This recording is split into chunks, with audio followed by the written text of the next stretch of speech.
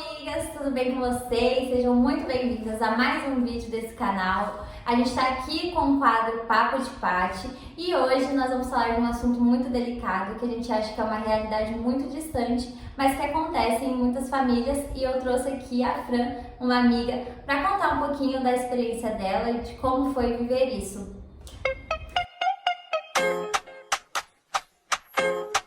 Oi gente, eu sou a Fran, vim aqui falar com a Paty um pouquinho, contar um pouco da minha história. Primeiro queria agradecer, Paty, pelo convite. É muito importante isso que você está fazendo, conversar sobre isso, falar sobre isso, pra gente levar essa história para outras pessoas, que outras mulheres se identifiquem. Então, muito obrigada pelo convite. Imagina. Meu nome é Franciele, eu sou advogada trabalhista e sou militante nessa área de direito das mulheres. Então é um prazer estar aqui com a Paty nesse canal dela. Gente, a gente vai tratar de um assunto hoje, né, um pouco delicado, doloroso também. A Fran tem uma irmã que foi vítima de feminicídio. Ela veio para contar, para dar voz, né, à irmã dela e contar essa história pra gente. E a primeira pergunta que eu queria te fazer, Fran, é quem era a sua irmã? Tá, vamos lá. Daniele Cristina Gurgel. Não gostava de chamar ela de Daniela, ela ficava muito brava.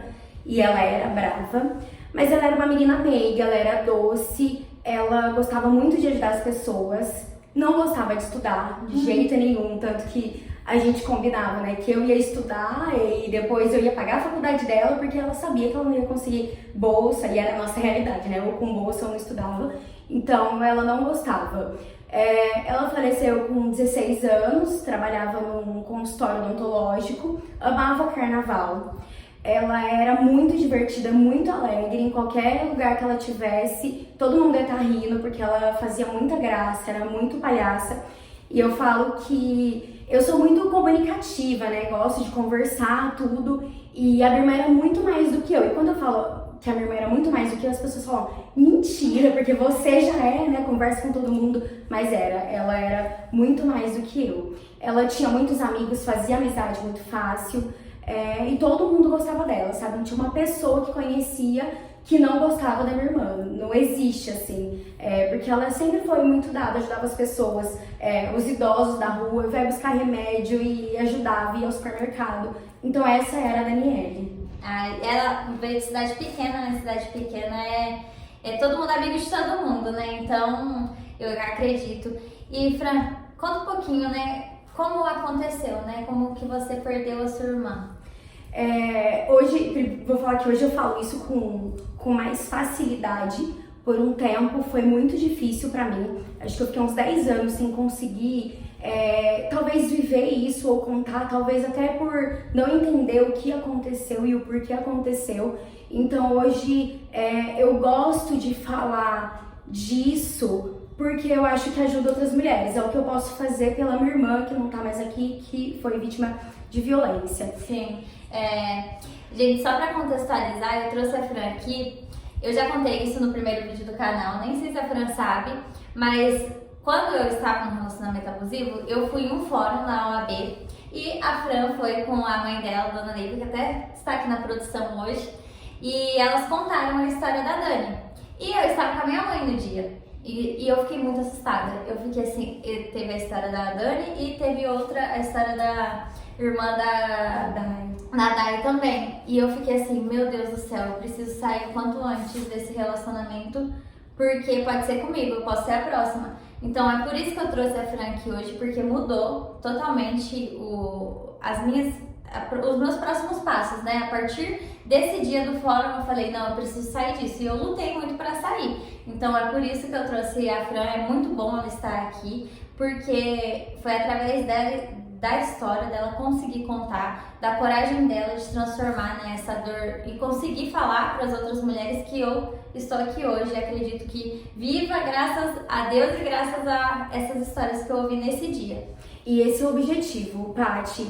Eu não consegui salvar minha irmã e por muito tempo eu me culpei por isso, porque eu achei que em algum momento eu conseguiria ali, depois quando eu contar a história, vocês vão entender um pouco melhor, que talvez eu conseguisse salvar minha irmã, mas eu não consegui salvar ela, mas e as outras mulheres que ainda estão passando por isso? Então toda vez que eu conto a história, que alguém conta pra alguém, ou que faz isso que fez com você, né, de entender numa situação de violência, ou que eu posso ser a próxima, talvez a próxima seja minha mãe que esteja aqui contando a minha história, né? Então é isso, é esse o objetivo, com que outras mulheres evitem de passar por isso, que sejam mortas, que sejam assassinadas.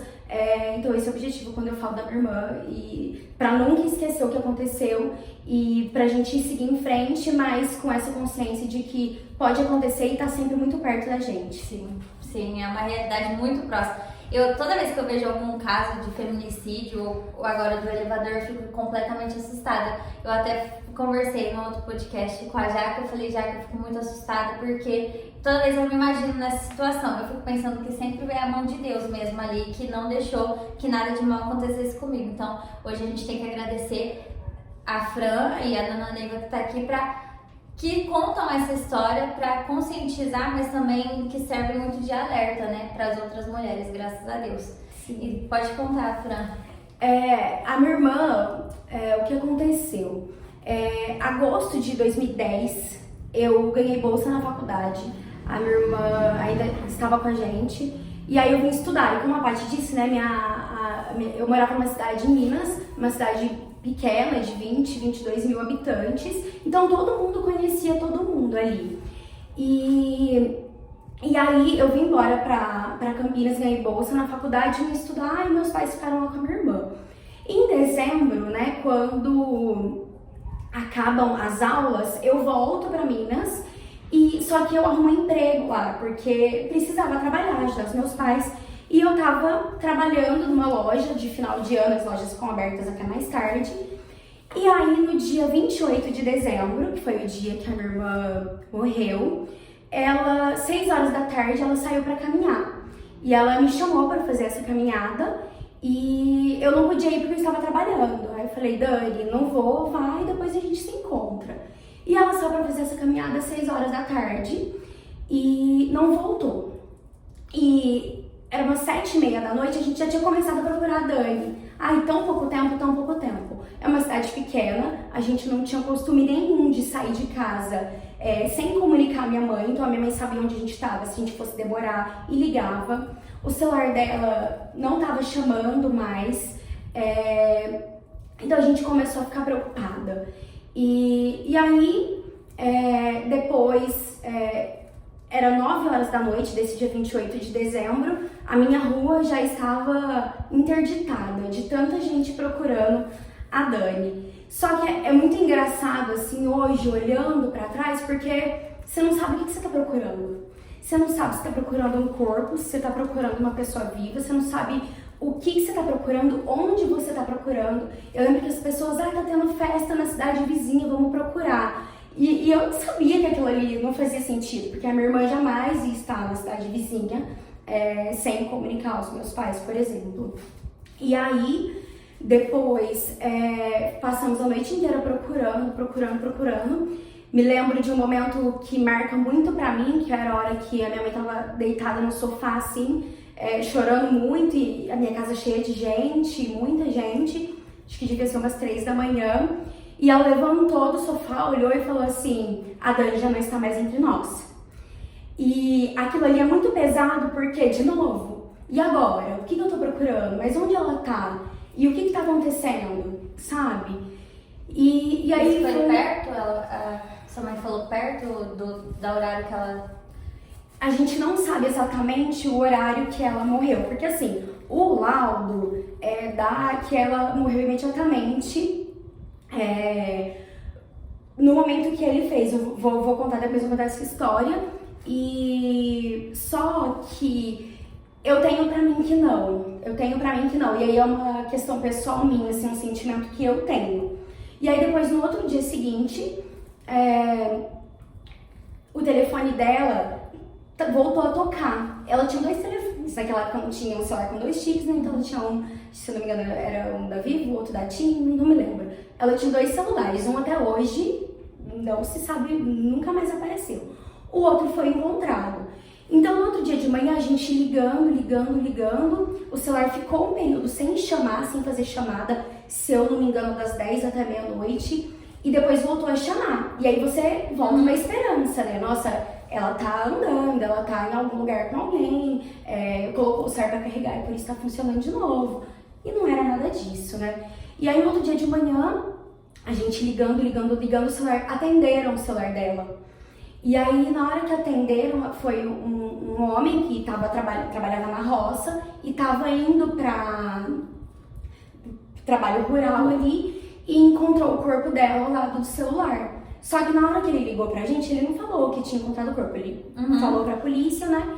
Mas aí todo mundo saiu pra ir até esse local, de onde estava o corpo dela, mas a polícia já tinha chegado, parado o carro, porque tava numa vala assim, parou o carro em cima do corpo dela pra ninguém encontrar. Eu não fui, os meus pais não deixaram ir, e graças a Deus, agradeço muito por isso. E chegou lá, todo mundo procurando o corpo dela, o chinelo de todo mundo arrebentou.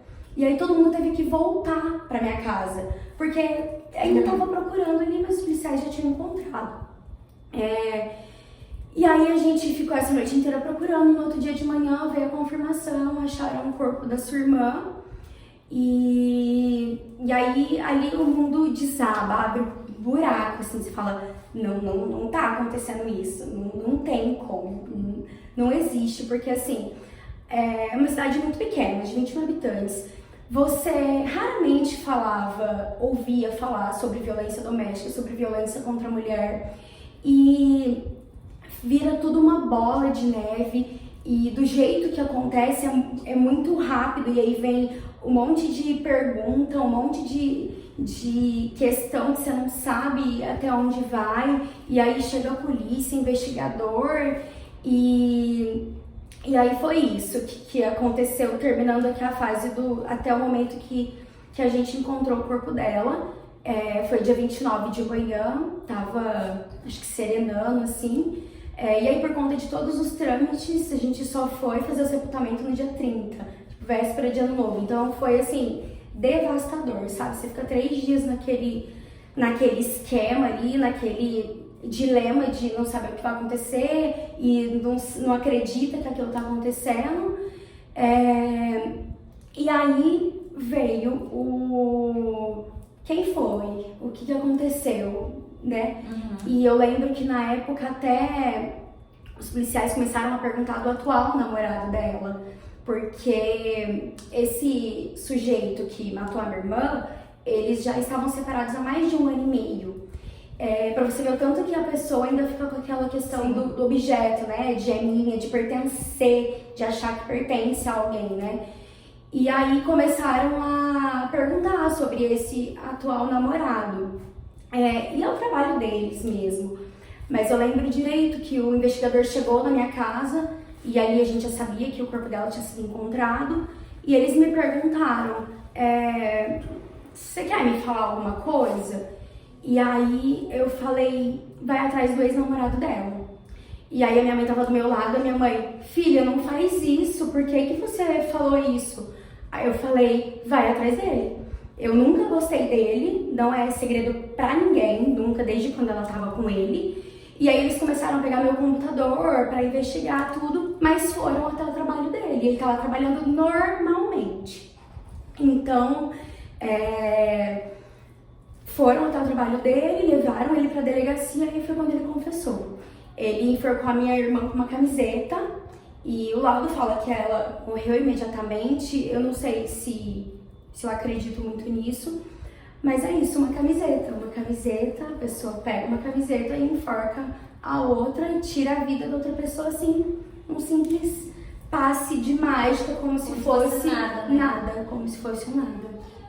Tem muita também, que eu queria até falar pra vocês, que existe muito a falsa informação, né, de que o feminicídio ele ocorre só com quem está ao seu lado, né, ou seja, marido, namorado. Mas não, gente, o feminicídio ele é com ex-namorado. A violência, né, contra a mulher, ela pode ser do seu ex-namorado, do seu pai, do seu padrasto, do seu atual. Então, assim, não significa que tem necessariamente que ser a pessoa que está com você. E o matar, que é o ápice, né, da violência contra a mulher, ele é muito o objeto, né? É o objeto. Enquanto ela namorava com ele, Fran, você lembra se ele era agressivo com ela, se ele era um namorado ruim, um namorado tóxico, né? Como a gente costuma falar, ou não? Ele era uma pessoa normal, assim? Eu não me lembro muito bem da época desse namoro deles, porque eu costumo falar que acho que nem foi um namoro, o namoro era aquelas, sei lá, aquelas ficadazinhas de adolescente ali. Porque eu conhecia ele porque ele estudou comigo no ensino médio, e eu não me lembro muito bem porque a minha irmã, como a gente tinha uma diferença de 3 anos de idade uma da outra, então a gente era muito grudada. E a minha mãe só deixava ela sair de casa se fosse comigo. Então eu até ficava brava com isso, porque eu quero ir com os meus amigos. Não, mas sua irmã tem que ir junto. Então eu não via muito isso, eu acho que era mais ali dentro de casa, sabe? Era um negócio meio que não era muito mostrado, assim, então eu não me lembro de ter visto alguma pré-situação, alguma violência ainda que velada antes. Depois do que aconteceu e depois de estudar muito e depois de virar militante nesses direitos, eu percebo que algumas coisas antecederam isso. Eu lembro que ele continuava mandando mensagens para ela, e mais próximo do feminicídio. Eu lembro de, às vezes, ele ainda mandar presentes pra ela. E assim, hoje, se a gente olhar, talvez se enquadre aí numa violência psicológica, uma né? perseguição também, né? Exatamente, porque a gente não sabe também até que ponto ela tinha medo daquilo ali, o teor daquelas mensagens, né? Ou o presente, de tipo, tô te vendo, tô aqui, ainda tô aqui, e ainda quero voltar, e ainda quero você. E aí tem um outro fato, assim, que vai ficando mais chocante ainda, né? Ele tinha se casado com outra mulher 20 dias antes de matar a minha irmã. Então, é um negócio, é uma perversidade, assim, absurda, né? Você já está num outro relacionamento, você já está com outra pessoa e você mata a pessoa do seu relacionamento anterior por puramente falar que é amor, porque não é amor, quem ama não faz isso, né? E assim, e hoje olhando, né, uma violência contra 2 mulheres aqui, uma que eu fiz o feminicídio e a outra que eu tinha acabado de casar há 20 dias e faço ela passar por toda essa situação, né?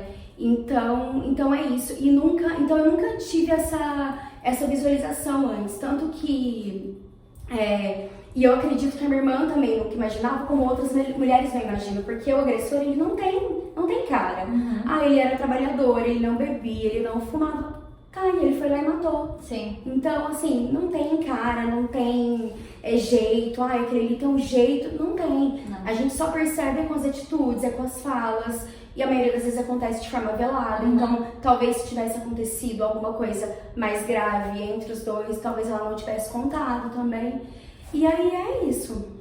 É muito triste que eu falo que homens, porque a maioria que a gente vê são homens, né? Ter essa mentalidade de que a mulher vira um objeto a partir do momento que existe um relacionamento. Então a gente deixa de ser mulher, né? E vira um objeto. Se não é meu, não é mais de mais ninguém. Por mais que eu tenha outra mulher, um outro objeto, né? Porque é isso que ele tinha, não era a segunda esposa, né? A primeira esposa, né? A mulher que ele estava tendo um relacionamento também era um objeto, porque ele esqueceu dela ali na hora e foi atrás de um outro objeto na cabeça dele, né? Que simplesmente tinha que desaparecer. Então, assim, é muito ruim a mentalidade de um homem que é narcisista, né? É uma pessoa que é sempre ela, o centro de tudo tem que ser ela e as outras pessoas têm que estar vivendo do mesmo jeito que ela. Isso é muito ruim. Eu acho que a maioria são homens, né? Eu acredito que acontece com mulheres também, mas o fim do relacionamento abusivo geralmente é isso, né? E falando dessa questão de narcisismo, né? Eu não consigo falar dessa palavra sem me lembrar dele e de um fato que, como eu disse lá no começo, por muito tempo eu senti muita culpa de que talvez eu achasse que eu pudesse ter salvo a minha irmã. No dia que ela desapareceu, o celular dela tava chamando o tempo todo e aí entre 10 da noite e meia-noite parou de chamar e depois voltou a chamar. Que foi naquela esperança que eu tinha de talvez estivesse andando. E nessa meia-noite, mais ou menos, uma tia minha e uma vizinha foram até a casa dele perguntar pra ele: "Você viu a Dani?" Ele respondeu assim: "Faz 3 dias que eu não vejo a Dani." Então eu fiquei por muito tempo com isso pra mim, de que se naquele momento ele não tivesse pensado só nele, mas já no que ele já tinha feito, na merda que ele já tinha feito, se ele tivesse falado, olha, eu fiz isso com a Dani, ela tá em tal lugar, eu deixei assim, assado, ou ligasse pra gente avisado que talvez eu tivesse encontrado a irmã com vida. Porque no outro dia, no velório dela, mesmo tendo passado muito tempo, mesmo naquele dia ter amanhecido bem nervoso, assim, ela tava ainda no caixão, assim, viva, quente, sabe, ainda. Então, sempre tive isso pra mim, que talvez se ele tivesse, naquela hora que a gente foi ali perguntar, de que talvez ela tivesse viva. E exatamente quando a minha tia saiu da casa dele perguntando se ele tinha visto ela, o celular dela voltou a chamar. Então, as minhas teorias, né, que ninguém nunca vai saber exatamente o que aconteceu, mas é isso. E depois, com muita terapia, eu consigo falar sobre isso, já entendi que a culpa não é minha, nem dela, tão somente dele, dele. E é isso, mas não dá pra falar sem falar e colocar ele dentro dessa caixinha de narcisismo. Sim, todo narcisista também é um pouco mentiroso, né? Eles são, assim, os top do momento, tem que ser tudo em torno deles e sempre... Gente, eu vivi um relacionamento abusivo, eu até lembrei, enquanto você falava, dos presentes, né? Eu recebi muito presente. Muito presente. Eu acho que eu também nunca contei isso pra ninguém, mas assim, na primeira semana virou uma tentativa de volta, né? Então, eu quero te presentear. E chegava chocolate no meu serviço, chegava vários presentes, buquê de flores. Nunca recebi um buquê de flores enquanto namorava e depois recebia buquê de flores. E aí, na segunda semana intensificou, mas virou tipo já uma perseguição. E isso um mês inteiro, né? Quando finalmente foi o dia que, né, ele disse que ia me matar, ele também chegou com um presente. Então a justificativa dele foi: vou levar um presente pra você. E eu, assim, com muito medo, eu estava na terapia e a minha psicóloga falou assim: não vai, não entra no carro. Só que eu não tinha o que fazer. E aí entrei no carro, só que eu fui pelo centro, porque qualquer coisa eu descia, né? Saía correndo no meio do centro. E ele estava com uma caixa de quadrada no banco de trás do carro. E ele: não, vou te entregar esse presente. E aí quando chegou na porta da faculdade, ele falou: tá aqui seu presente. Só que quando eu virei pra ver o que tinha um galão de gasolina. Nossa. E aí eu achei esquisito, né? Aí quando eu abri a caixa, né, que eu já não queria o presente, eu abri a porta antes e abri a caixa. E coloquei um pé pra fora. Quando eu abri a caixa, ele tinha hackeado o meu Instagram. E todos os meninos que tinham curtido o meu story, que tinha reagido, né? Era reação na época, ele tirou print. Nossa. Então todos os meninos que eu conversei nesse um mês, que não era conversa assim de quero ficar com você, te amo, não sei, era uma conversa normal, respondendo story, kkk, eu gosto muito de futebol, então responde story de futebol. Todo mundo, ele tirou print, ele imprimiu todas as folhas dos prints que ele tirou, imprimiu tudo que era relacionado a homem, né, do meu Instagram, do meu Facebook, imprimiu, colocou dentro dessa caixa, falou que eu era uma mentirosa. E falou que ele tava com o galão de gasolina porque ele ia me matar. Só que a perversidade vem que ele falou que ele ia me matar jogando o carro num poste na esquina da minha casa pro meu pai me encontrar. Que horror. Então, e se não desse certo o galão de gasolina? Então assim, eu saí desesperada. Antes dele falar isso, eu já saí do carro, né? Na hora que eu abri a primeira folha que eu vi o que era, eu já queria sair do carro. E ele me segurando e eu saí, ele saindo. Então assim, é muito doido pensar isso, que já terminou, por que vai mandar presente? Ainda se é um relacionamento saudável, né, que você... Mas mesmo assim, você tem que respeitar a decisão do outro, esse fato de não respeitar a decisão de uma outra pessoa, que gera, né, no relacionamento abusivo, não, porque já é abusivo, mas não respeitar a decisão dos outros, se todo mundo respeitasse, o mundo era muito maravilhoso, né? Sim. E você falou um negócio agora que eu lembrei também, porque você falou, né, sua psicóloga falou: não entra no carro. E eu não contei ainda, mas foi isso, a minha irmã entrou no carro e ele enforcou ela dentro do carro. E aí vem as perguntas depois, né? Mas por que ela entrou no carro dele? Mas como se justificasse, né? tudo isso. E aí eu lembro que eu conversei com várias amigas dela, eu falei, gente, por que a Dani? Ela me chamou pra caminhar, então ela não ia. E aí algumas amigas me contaram que ele tava meio que seguindo ela, e por conta dessas mensagens, desses presentes, ela falou pra ele que se não... que se ele não parasse de andar atrás dela ou de ir atrás dela, que ela ia contar pra esposa dele. E aí foi onde ele deve ter feito isso com ela. Porque a gente procura respostas, né? Você fica assim, gente, mas por quê? Por que ela não me contou? Por que eu não fui caminhar com ela naquele dia? Sabe? Porque... Mas aconteceu e é isso. Então fica ainda muitas perguntas, a gente nunca vai saber exatamente a verdade. O que a gente sabe é que uma mulher morreu porque um homem achava que ele poderia matar, que ele tinha o direito de matá-la porque ela não queria mais ficar com ele. Sim, isso da sociedade eu acho muito triste. Eu faço o canal, os vídeos no meu Instagram pra tentar voltar, né, colocar na cabeça, principalmente de mulheres, não só de mulheres, de homens também, mas principalmente de mulheres, esse julgamento errado que existe de por que ela estava entrando no carro. Gente, por que ele matou ela? É isso que a gente tem que perguntar, não por que ela entrou no carro. Todas as vezes, aqui no YouTube mesmo, eu tenho vários comentários de gente discutindo comigo sobre a Maria da Penha, sobre então assim, sempre tentam culpar a mulher e não a atitude de um homem. Isso pra mim é o pior, assim, por muitas vezes eu fiquei muito culpada, porque, assim, graças a Deus nesse dia, né, eu já fiquei bem machucada, né, porque ele conseguiu me pegar ainda, então eu fiquei com os braços todos machucados, e eu fiquei usando manga pro meu pai não ver, meu pai e minha mãe não ver, então eu fiquei usando manga comprida, e aí depois meu pai um dia perguntou, falou assim, o que aconteceu? Você tá machucada? O que aconteceu, né? Ele sabe mais ou menos, porque a faculdade ligou pro meu pai, porque ele queria entrar na faculdade. Meu Deus. E transtornado, muito transtornado. E aí o pessoal ligou pro meu pai e tal.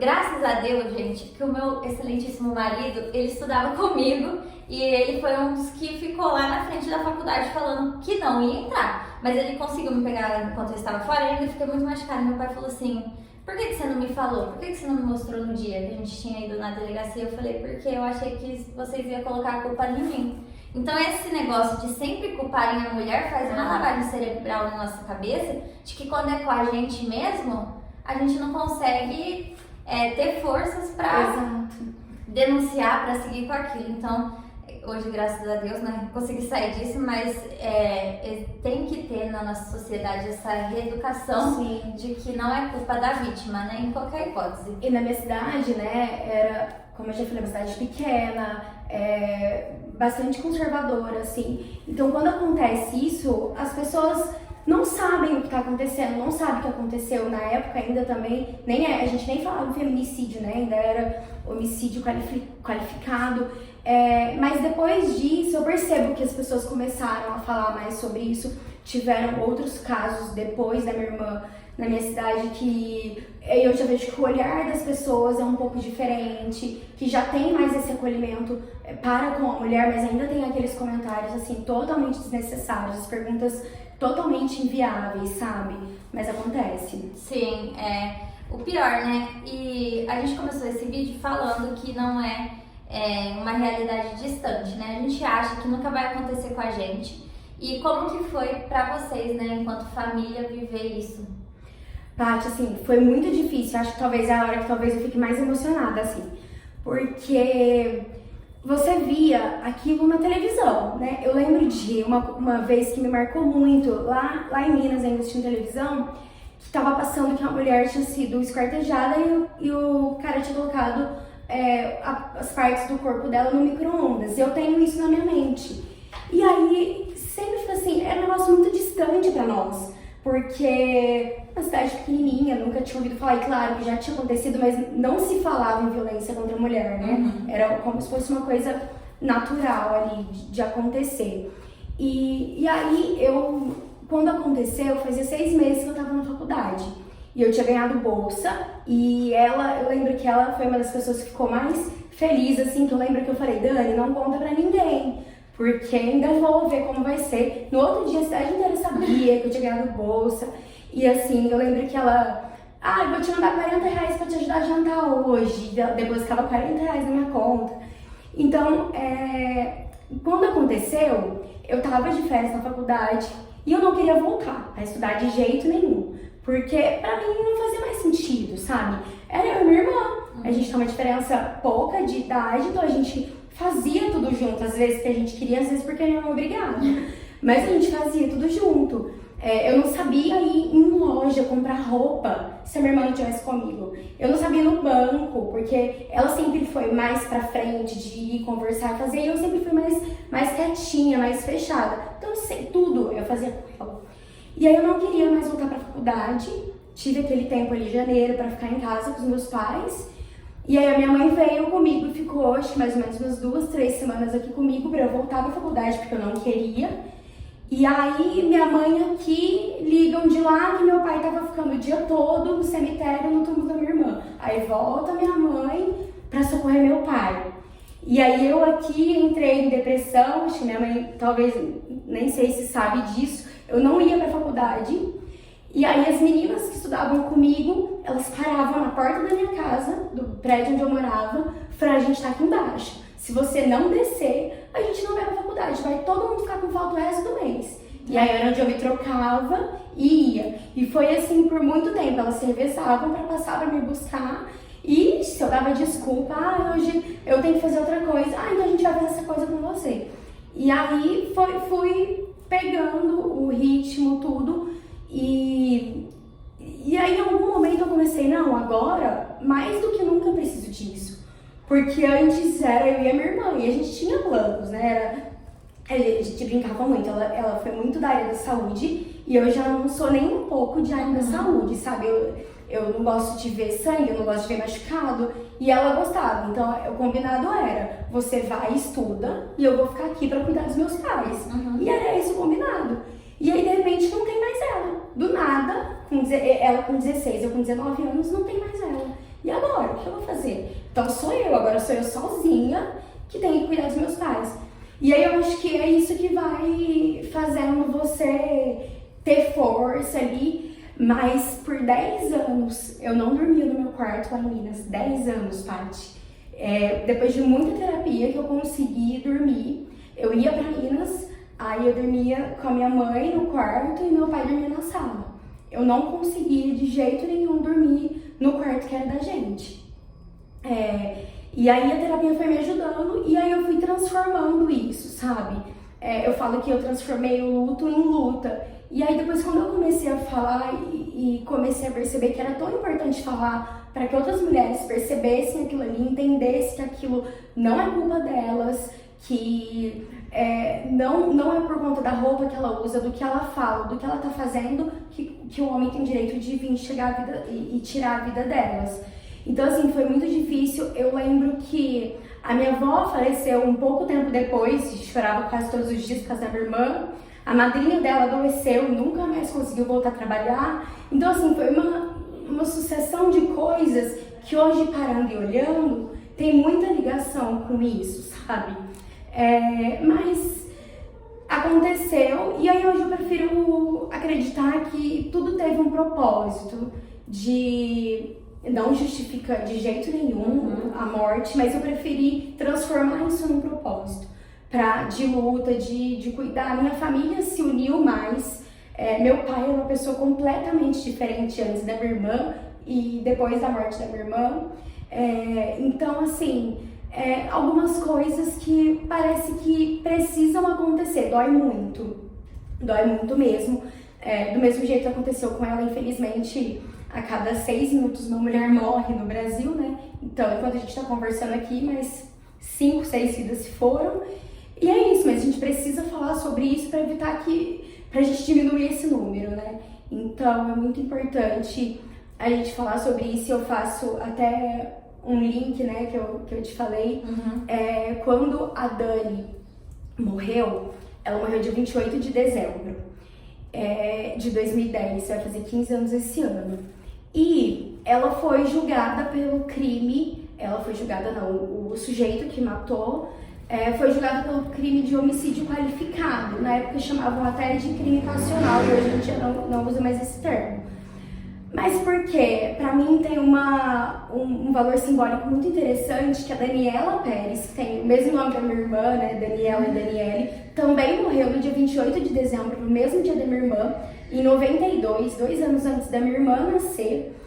E por conta do movimento que a mãe dela fez para criar aquele crime, o homicídio qualificado, né, que aumenta a pena e o tempo de progressão, foi que eu consegui ver com que o sujeito que matou a minha irmã ficasse mais tempo na cadeia, pagasse um pouco mais dessa pena. E precisou também da minha irmã virar essa estatística para que hoje a gente tenha lei de feminicídio, porque outras mulheres continuaram morrendo para a gente ter que melhorar ou até endurecer mais essa lei. Então, ainda que muitas mulheres vão morrer para a gente conseguir evitar que outras morram, é importante não deixar que elas sejam esquecidas. A gente precisa falar sobre elas, o que aconteceu, para entender sobre isso. Por exemplo, eu acho que vai fazer 15 anos. Na minha cidade hoje, quem tem 15 anos talvez nem se lembre da minha irmã, talvez nem se lembre de quem ela foi ou do que aconteceu, mas vão ter a oportunidade agora de conhecer, de que isso aconteceu aqui, talvez falar mais sobre isso, né? Entender sobre isso que acontece e evitar, tentar salvar o maior número de mulheres possíveis. Sim, isso é muito importante falar. Eu tô com o olho cheio de lágrimas. Eu lembro que quando, no dia do fórum, né, eu me identifiquei mais com a história da irmã da Dai, porque o da irmã da Dai foi não aceitar o término, né? Mas eu lembro que eu me emocionei muito. Eu não chorei, eu fiquei assim na Dai, só prestando atenção, estatelada. Mas quando você foi falar com a sua mãe, eu lembro que eu comecei a chorar e eu ainda estava, né, nesse relacionamento e eu ficava, não posso chorar porque senão minha mãe vai perceber e vai dar uma merda muito grande aqui. Só que eu me emocionei muito pensando na minha irmã. Eu falei assim, se acontecer isso comigo, se eu morrer, olha a minha irmã, a gente também faz tudo muito junto, né? A idade é um pouco maior, a gente tem 5 anos de diferença, mas agora eu sou casada, a gente mora em casa separada, mas na época a gente dormia no mesmo quarto, a gente fazia tudo junto, a gente dormia inclusive junto. Nesse dia eu cheguei em casa, eu dormi agarrada com a minha irmã, porque eu fiquei assim, meu Deus, se acontecer alguma coisa comigo, olha o sofrimento, não só pros meus pais, né, mas assim, eu fiquei pensando na minha irmã, a gente é tudo uma pra outra, a gente faz tudo junto, a gente brinca junto, a gente parece que somos, quando a gente era criança, era até uma distância muito grande, né, então ela tinha 5, eu tinha 10, mas agora a gente, depois dos 15, a gente ficou muito unida, eu falei, meu Deus, eu preciso dar um jeito de sair disso, porque eu sentia só, assim, não no literal, né, mas assim, eu fiquei muito desesperada pensando se fosse a minha irmã. E aí eu falei, meu Deus do céu, eu preciso dar um jeito de sair, eu preciso contar isso pra ela, pra que ela não viva isso também, porque assim, é inimaginável a dor. E é exatamente isso, assim, porque a gente dormia no mesmo quarto. Por muito tempo, lá em Minas, a gente dormia nós 4 no mesmo quarto, que era uma casinha com 2 cômodos só. Então era tudo muito junto. E depois a gente teve o nosso quarto. E eu lembro que no dia que eu mudei pra Campinas, tinha 2 camas no quarto arrumadinho. Ela me ligou e falou assim, joguei a sua cama fora. Aí eu falei, o quê, Daniele? Aí ela, joguei. Você mora em Campinas, agora só eu que moro aqui, o quarto é só meu. E ela jogou a minha cama fora mesmo, deixou só uma cama no quarto.